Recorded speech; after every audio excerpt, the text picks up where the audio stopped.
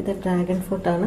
അപ്പോൾ ഇതിനകത്ത് രണ്ട് തരത്തിലുള്ള നമുക്ക് കാണാൻ കഴിയുന്നത്. ഒന്ന് അതിൻ്റെ ഫ്രൂട്ട് ചുമന്നിരിക്കും, അകം ചുമപ്പായിരിക്കും, അല്ലാത്തത് ചിലതിൻ്റെ വെള്ളയായിരിക്കും. അപ്പോൾ നമുക്കത് എങ്ങനെ തിരിച്ചറിയാമെന്നുള്ളത് നമുക്ക് ആദ്യം കാണാം. അതായത് ഇത് കണ്ടില്ലേ, ഇത് കണ്ട് മൊത്തം ചുവപ്പായിരിക്കും, ചുമന്ന കളറിലുള്ളതായിരിക്കും, ശകലം മാത്രമേ ഇങ്ങനെ നിൽക്കത്തുള്ളൂ. മറ്റേതാണെങ്കിൽ കൂടുതലും ഈ ഇളം പച്ച കളറ് കൂടുതലായിട്ട് കാണും. ഇത് നമുക്ക് മുറിച്ച് നോക്കാം. ഇതെങ്ങനെയാണ് മുറിക്കേണ്ടതെന്ന് പറഞ്ഞുതരാം. ഇത് കണ്ടില്ലേ, ഇതിൻ്റെ അകം ചുമന്ന കളറായിരിക്കും. അപ്പം ഞാൻ പറഞ്ഞതുപോലെ തന്നെ ഇതിൻ്റെ വെളിയിൽ കുറച്ച് മാത്രമേ ഈ ഇങ്ങനെ ഉണങ്ങിയ സാധനം കാണത്തുള്ളൂ. അല്ലാത്തതാണെങ്കിൽ വെളുത്ത് ഒരു ഇളം പച്ച നിറത്തിൽ കൂടുതൽ കാണും. ഇനിയിപ്പം ഇതെങ്ങനെ കട്ട് ചെയ്യാം, എളുപ്പത്തിൽ കട്ട് ചെയ്യാമെന്നുള്ളത് നോക്കാം. നമ്മൾ ആദ്യം ചെറിയ പീസാക്കുക.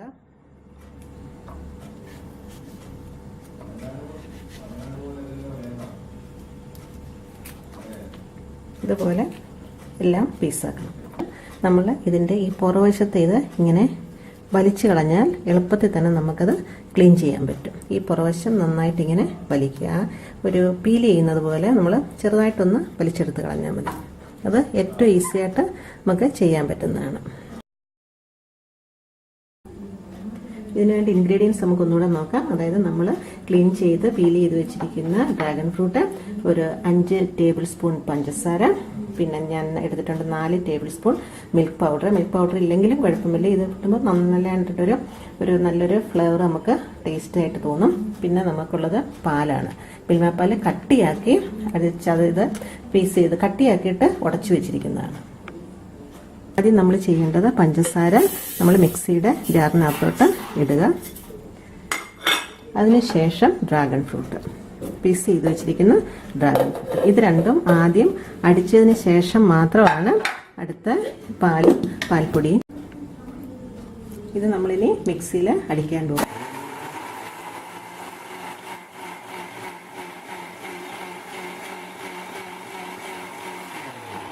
ഒന്ന് നന്നായിട്ട് ഒരു മിനിറ്റ് വേണ്ട, ഒരു 40 സെക്കൻഡോളം അടിച്ചാൽ മതി.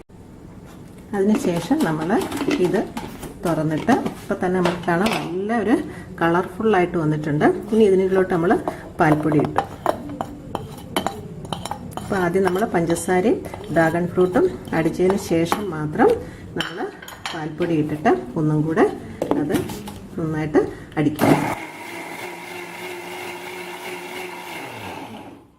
ഇതിന് ശേഷം നമ്മൾ കട്ടിയാക്കി വെച്ച പാല് ഉടച്ചിട്ട് അതിനകത്തോട്ട് നമ്മൾ ഒഴിക്കുക. എത്രയും കട്ടിയാവുന്നു അത്രയും ടേസ്റ്റായിട്ട് നമുക്ക് കിട്ടും. ഇപ്പം ചില കുട്ടികൾക്കാണെങ്കിൽ ഒത്തിരി കട്ടിയായിട്ടിരിക്കുന്ന ഇഷ്ടമില്ലായിരിക്കും. അപ്പം നമുക്ക് വേണമെങ്കിൽ ഇച്ചിരി കഴിഞ്ഞിട്ട് ശേഷം മാത്രം അത് ചതച്ച് എടുത്താൽ മതി. ഇതിന് ശേഷം നമ്മൾ ഒന്നും കൂടി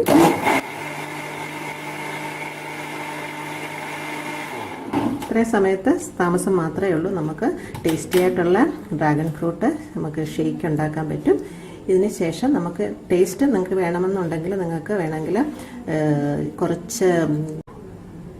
കുറച്ചുകൂടെ റിച്ച് ആക്കണമെന്നുണ്ടെങ്കിൽ നമുക്ക് പാല് ഒഴിച്ചതിന് ശേഷം വേണമെങ്കിൽ കുറച്ച് മിൽക്ക് മെയ്ഡൂടെ ഒരു 3-4 ടേബിൾ സ്പൂൺ മിൽക്ക് മെയ്ഡൂടെ ചേർത്താൽ ഇച്ചിരിയുടെ നല്ല ടേസ്റ്റ് ആയിരിക്കും. പാൽപ്പൊടി ചേർക്കാം, മിൽക്ക് മെയ്ഡ് ചേർക്കാം. ഇതിനകത്ത് നമുക്ക് എന്ത് വേണമെങ്കിലും ചേർക്കാം. വേണമെങ്കിൽ നമുക്ക് ഒരു പഴവും വേണമെങ്കിലും പൂവമ്പഴവും കൂടെ വേണമെങ്കിലും ഇതിൻ്റെ കൂടെ ഇട്ട് വേണമെങ്കിൽ നമുക്ക് ഷേക്ക് ആക്കാം.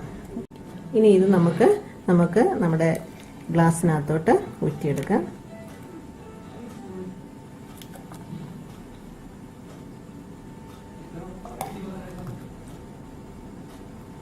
ഇത് 3 ഗ്ലാസ് ഉണ്ട്. ഇതിൽ കൂടുതൽ നമുക്ക് ഉണ്ടാക്കാം. ഒരു 4 ഗ്ലാസ് 5 ഗ്ലാസ്സിനൊക്കെ നമുക്ക് കിട്ടുന്നതാണ്.